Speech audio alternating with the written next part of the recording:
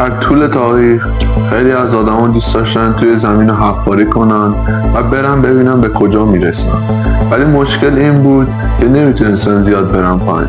حالا ما توی این ویدیو میخوایم بریم به اعماق زمین ببینیم بالاخره چقدر میشه رفت پایین. 2 متر که بری پایین جاییه که آدما رو دفن میکنن.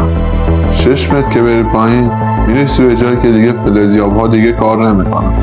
تو 12 متری میرسی به عمیق‌ترین جایی که یک حیوان میتونه حفر کنه، اونم کروکودیل نیله که میتونه تا 12 متر رو بکنه و بره پایین. در 20 متری میرسی به کاتاکومبز یا دخمه مردگان پاریس که 6 میلیون جنازه در کنار هم دفن شده. به اینجا گیتس آف هل هم میگن، یعنی دروازه جهنم. شهر دخمه مردگان پاریس خودش به یه برنامه جداگانه نیاز داره که به زودی تقدیمتون میکنیم. 40 متر که بری پایین میرسی به عمیق‌ترین استخر جهان.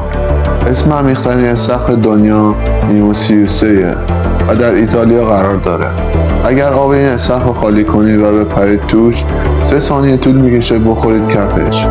خب بریم به عمق 100 متری. در این عمق دولت‌ها ضایعات اتمی رو دفن میکنن. در عمق 105 متری میرسی به پایین‌ترین ایستگاه مترو دنیا، ایستگاه مترو کیف در اوکراین. در 122 متری باید با ریشه درختان خداحافظی کرد، چون ریشه ها از این پایین‌تر دیگه نمیرن. در 220 متری میرسی به سطح کف عمیق‌ترین رودخونه دنیا، رودخونه کنگو. در 240 متری میرسی به جایی که عمیق‌ترین تونل حفر شده و اون سکان تونل ژاپنه که محل عبور قطارهاست. در 287 متری میرسی به کف تونل رایفلیک نروژ، عمیق‌ترین تونلی که با ماشین میتونید از توش رد شید. در 305 متری اگر وایساده باشید یک بمب اتم B-82 اگر روی زمین منفجر بشه در اونجا به شما صدمه میزنه. 392 متری جایی که همسطح عمیق‌ترین چاهیه که با دست کنده شده. چاه بودینگدین در انگلیس قرار داره و در سال 1862 با دست کنده شده. خب بریم به 603 متری. اینجا هم سطح یک شکاف ترسناک زمینه، یک پرتگاه طبیعی که اگر بیفتید توش تا 603 متر میره پایین. اگر ساختمان جدید تجارت جهانی نیویورک رو داخل این گودال بکنیم کاملا محو میشه.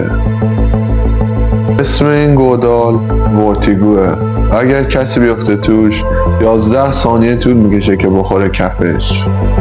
700 متر که بری پایین میرسی به همسطح معدن کوپیاپوی شیلی، همون معدنی که در سال 2010 ریزش کرد و معدنکارا برای 69 روز در اعماق زمین حبس شدن. در 970 متری میرسی به سطح عمیق‌ترین جایی که توسط انسان کنده شده و نور آفتاب هم به اون ته میرسه. معدن بینگهام دریاچه آمریکا. برج خلیفه اگر بره این تو آنتنش هم بیرون نمیزنه. در 1602 کیلومتری هم سطح عمیق‌ترین نقطه دریاچه بایکال میشید. 857 متری میرسی به پایین‌ترین نقطه دره گرند کنیون آمریکا.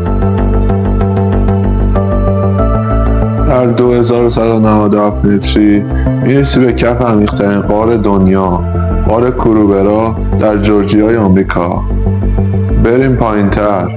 در 3132 متری میرسی به کف موآب خودسان، عمیق‌ترین معدن دنیا که در آفریقای جنوبی قرار داره.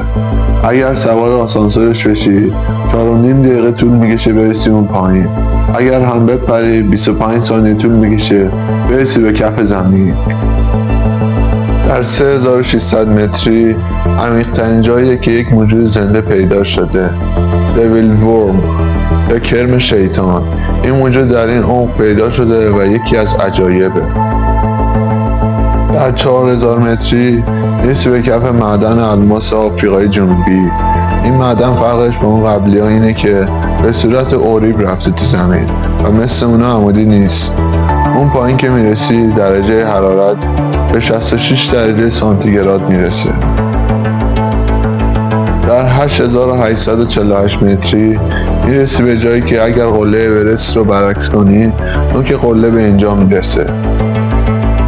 در 10994 متری میرسی به انتهای گودال ماریانا، عمیق‌ترین جای طبیعی دنیا. در 12262 متری میرسی به عمیق‌ترین چاهی که شوروی‌ها تو زمین کندن و دیگه بیشتر نتونستن برن چون درلشون میسوخت. دمای اون پایین 180 درجه سانتیگراد بود. دهنه این چاه 23 سانتی متره و نگران افتادن کسی نیستیم.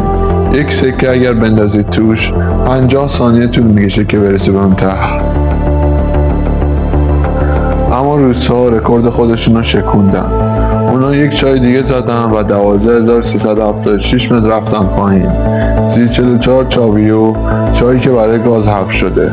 مثل اینکه 15 تا برج خلیفه رو بذاری رو هم و بری تو زمین. هنوز به هیچ جا نرسیدیم. انسان ها از این 12 کیلومتر بیشتر نتونستن برن پایین. در صورتی که اگر بخوای به هسته زمین برسی باید 6371 کیلومتر بری پایین.